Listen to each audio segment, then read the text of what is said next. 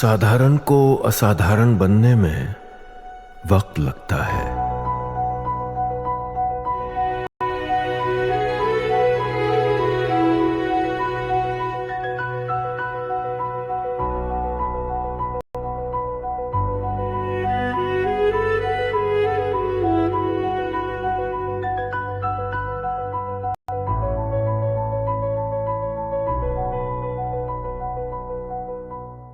अप्रैल को हमला हुआ। 22 अप्रैल को ही मेरी प्रधानमंत्री जी से बात हुई। वो विदेश थे। लगभग 2-2:30 बजे के सुमार पे बात हुई। मैं शाम होने से पहले ही श्रीनगर पहुंच गया था। दूसरे दिन सुबह सुरक्षा बैठक उसी रात को कर दूसरे दिन सुबह जहां मृतदेह थे वहां जाकर उनको श्रद्धांजलि देने के लिए गया। मान्यवरों, मेरे जीवन का ऐसा दिन है जो मैं कभी नहीं भूल सकता। एक 6 दिन की शादी, एक बच्ची ने जिसकी शादी को 6 दिन हुए हैं, वो विधवा होकर हमें पूछती थी कब इसका बदला लिया जाएगा। मान्यवर, सब लोग शुद्ध थे, ना पानी पिया था, ना चाय पी थी, ना पीने की स्थिति थी। मैं मेरे जीवन में वो दृश्य नहीं भूल। आज भी वो दृश्य आ जाता है तो नींद से खड़ा हो जाए, इस प्रकार की वेदना होती है। मान्यवर, ऐसा जघन्य अपराध कभी नहीं हुआ। धर्म के नाम पर पूछकर चुन कर इनके परिजनों के सामने मरे, छोटी बच्चियां, छोटे बच्चे, वृद्ध मां, उनकी पत्नियां, उनकी बहनें, इस सब के सामने मारा गया। और क्यों मारा गया? क्योंकि वो संदेश देना चाहते थे कि टेररिज्म से मुक्त हम कश्मीर को नहीं होने। मैं आज इस सदन से उनको संदेश देना चाहता हूं, जितना हो सके उतना प्रयास करना। कश्मीर आतंकवाद से मुक्त होकर रहेगा और होकर ये नरेंद्र मोदी का संकल्प। मान्यवर, 23 अप्रैल को, इसके पहले कल भाषण में कहा, वहां पर आज भी बोले, मैं बैठा था कि 24 अप्रैल को मोदी जी चुनावी सभा करने गए थे। हमारे साथी ने जवाब दिया इनका। परंतु मान्यवर, मैं सदन का रिकॉर्ड क्लियर हो इसलिए मोदी जी वो सभा में क्या बोले थे वो कहना चाहता हूं। मोदी जी ने 24 अप्रैल को बिहार की जनसभा में जो कहा था वो चुनावी सभा नहीं थी। वो 140 करोड़ भारतीयों के गुस्से का प्रतिघोष, जो इस देश के प्रधानमंत्री की जिम्मेदारी है कि देश की जनता की भावनाओं दुनिया के सामने ढंग से रखे। मैं कोट अनकोट उनके भाषण को पढ़ता हूं। मैंने 22 अप्रैल को पहलगांव का ये हमला केवल निहत्थे पर्यटकों पर नहीं बल्कि पूरे भारत की आत्मा पर हुआ एक दुस्साहसपूर्ण प्रहार है। आतंकवाद के प्रति दृढ़ और कड़ा रुख, आतंकवादियों और इस हमले की साजिश रचने वालों की कल्पना से भी बढ़कर उनको बड़ी सजा दी जाएगी। आतंकियों के बीच बची खुची जितनी भी भूमि है उसको मिट्टी में मिलाने का समय आ गया। 140 करोड़ भारतीय इस बात के लिए एकजुट है कि आतंक के आकाओं की कमर तोड़ दी जाएगी। भारत हर एक आतंकवादी और उनकी समर्थकों की पहचान करेगा, उनका पता लगाएगा, उनको दंडित करेगा। आतंकवाद कभी भी भारत की आत्मा को तोड़ नहीं पाएगा। न्याय सुनिश्चित करने के हर प्रयास किए जाएंगे। और आज मैं मोदी जी को बहुत बहुत साधुवाद देता हूं, उनकी दूरदर्शी,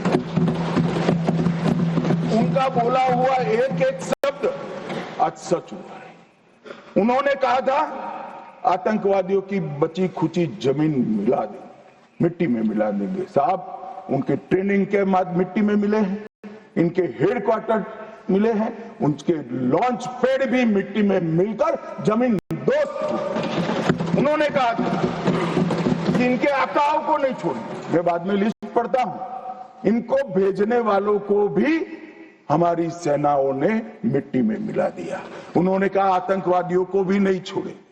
ऑपरेशन महादेव ने वो तीनों आतंकवादियों को समाप्त कर दिया। मान्यवर, घेर दिया। एक प्रकार से मोदी जी ने कहा हुआ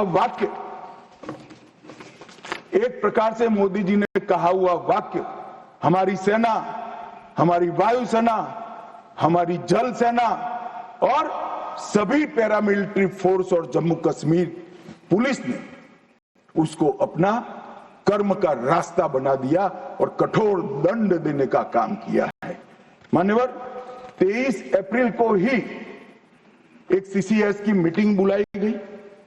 सीसीएस की मीटिंग में कठोर संदेश देने का काम न केवल पाकिस्तान को, पूरी दुनिया को, कि भारत की सीमा और भारत की सेना, भारत के नागरिक और भारत की संप्रभुता, इसके साथ खिलवाड़ नहीं करते, वरना परिणाम भुगतने पड़ते हैं। माननीय, उन्होंने तय किया सीसीएस की बैठक में 1960 की जवाहरलाल नेहरू के द्वारा की गई एक तरफा पाकिस्तान के फायदे वाली सिंधु जल संधि को तत्काल प्रभाव से रोक लिया था।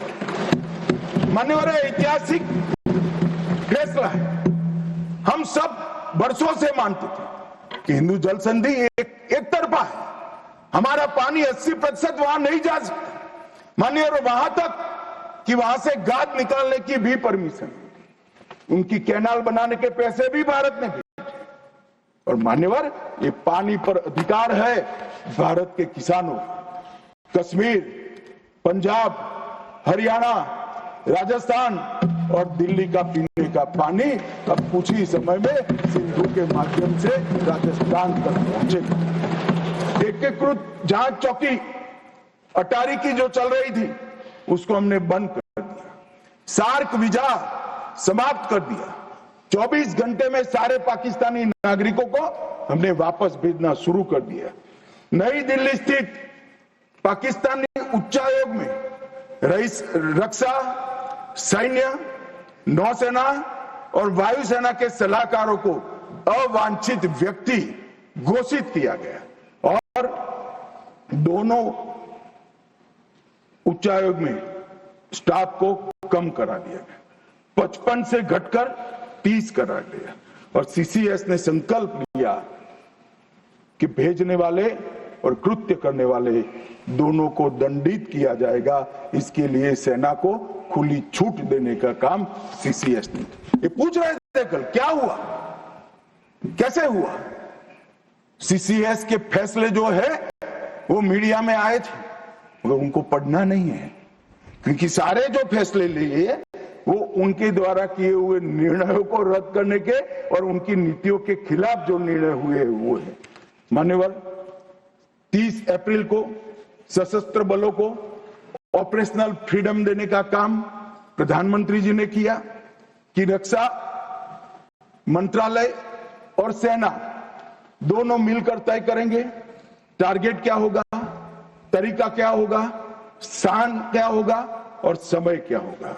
और इसको हमारे सेना के जवानों ने इसको बहुत बखूबी निभाया। मान्यवर, मैं तीनों सेनाओं को इस सदन के इस चर्चा में बहुत बहुत सम्मान के साथ साधुवाद देता हूं।